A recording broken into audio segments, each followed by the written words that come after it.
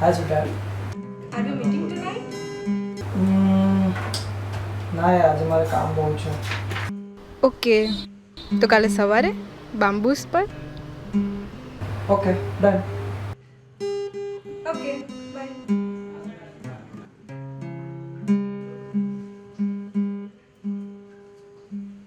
દર્શ હતો? હા. એના ઘરે વાત થઈ? ના. ઓકે.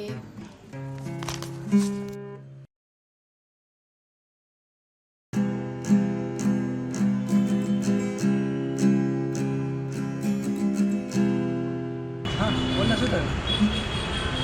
આપણે આપણા રિલેશનની વાત તારા ઘરે ક્યારે કરવી છે? આઈ હોપ તું સિરિયસ છે. ઓફકોર્સ યાર, જો હું ના નથી પાડતો, પણ આજનો દિવસ નહીં, હવે પછી જઈશું ચોક્કસ. દર્શ, આપણે આજે જ જઈશું અને હમણાં. ભૂલ યાર, તું કેમ જ આટલી પાછળ પડી ગઈ છે યાર? જો દર્શ, 2 વર્ષથી તારા સ્ટડીના લીધે આપણે સમજીને આ વાત પર ડિસ્કશન અને હવે તો તું સેટ છે તો પછી મોડે કે વહેલા વાત તો કરવી જ પડશે ને.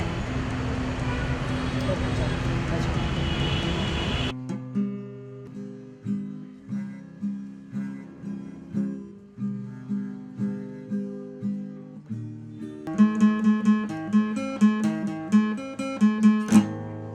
અરે મારો ફોન રહી ગયો.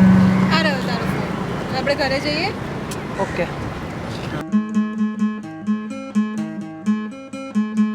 જો વિધિ, તો ફેવરેટ આઈસ્ક્રીમ પાર્લર, ચાલ એક એક ખાઈને જઈએ. આપણે બધું ઘરે જઈને ખાઈશું. હા, હવે ચાલ ઘરે. હા હા ભાઈ ચાલ.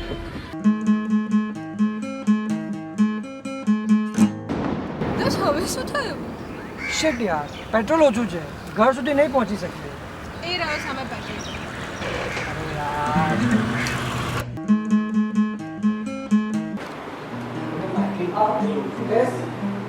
મમ્મી પપ્પા લાગતા નથી, હું જોઈને આવું છું.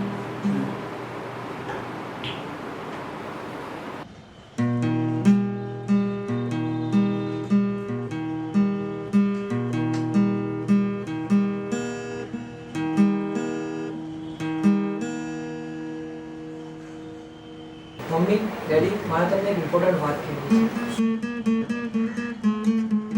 દર્શ બેટા, તારે ડિસિઝન લેતા પહેલા એક વખત મને વાત તો કરવી હતી. શું આ કંઈ મજાક છે? ઠીક છે, જોકે મને એ વાતનો આનંદ છે કે તું એને મળવા માટે લાવ્યો છે, પણ તમે એક વખત નીચે અને એક વાર મળી ગયો એ તમારી વેઇટ કરે છે.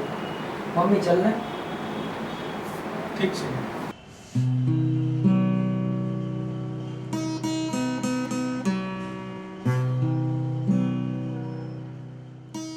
અંકલ, આંટી, હું વિધિ. દર્શ તમને મારા વિશે વાતો કરી જ હશે ને? આમ શ્યોર તમે મને અહીંયા જોઈને થોડા હેરાન થઈ ગયા હશો, પણ ખાલી એકવાર મારી વાત સાંભળી લો તો મેં એક રિક્વેસ્ટ કરું છું.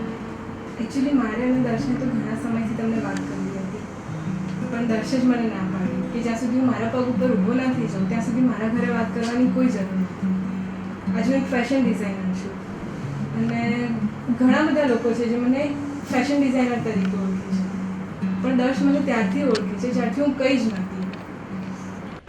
અત્યારની હાર્ડ એન્ડ ફાસ્ટ લાઈફમાં જ્યારે આજે કોઈ રિલેશનમાં એન્ટર થાય છે અને પછી કાલે ભૂલી જાય છે, ત્યાં હું ને દર્શ એકબીજા સાથે 2 વર્ષથી છે અને એ ત્યારથી મારી રિસ્પેક્ટ કરે છે, જ્યારથી મારી કોઈ આઈડેન્ટિટી પણ નથી. દર્શે મને હંમેશા સપોર્ટ કર્યો છે અને એટલે જ અમે એક જોઈન્ટ ડિસિઝન લીધું છે કે અમે હંમેશા એકબીજાની સાથે રહીએ. બસ ખાલી તમારા સપોર્ટની જરૂર છે. હવે જે બી તમને મંજૂર હશે એ અમને મંજૂર હશે. દર્શ બેટા, લાખ શોધ્યા પછી પણ મને આંબલી બહુ તો ના જ મળે. સાચી વાત છે. દર્શ બેટા, યાર બરાબર.